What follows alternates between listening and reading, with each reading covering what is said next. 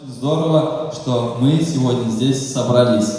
Татарстан и Москву связывают очень многое. Ну, во-первых, это заключенные на сегодняшний день действующие соглашения о сотрудничестве в разных сферах. Любых самых высоких достижений, к которым мы все стремимся. Спасибо.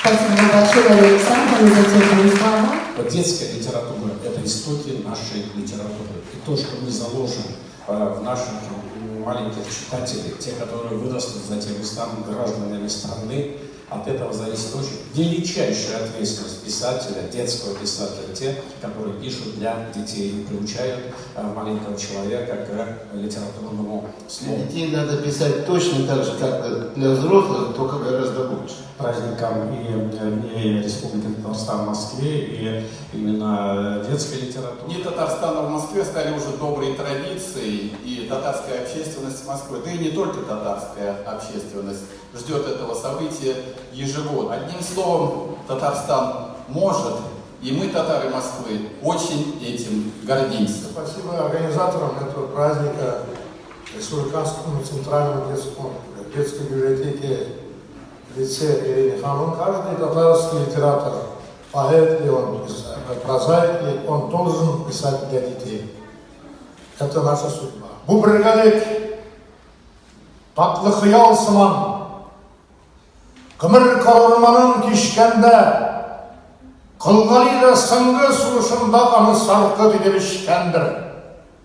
Bu birgalik, sıngı ümit gibi. Республиканской детской библиотеки имени Роберта Минулина Мухаммедгалиеву Ирину Давировну. Прошу вас. Теплые впечатления о Татарстане вообще в целом. Благодарю вас.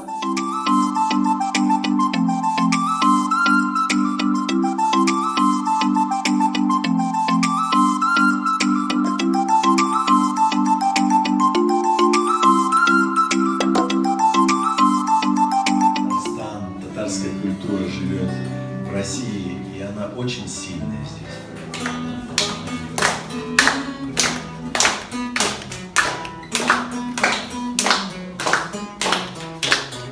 Срезым башымне, эле конфита шаганда.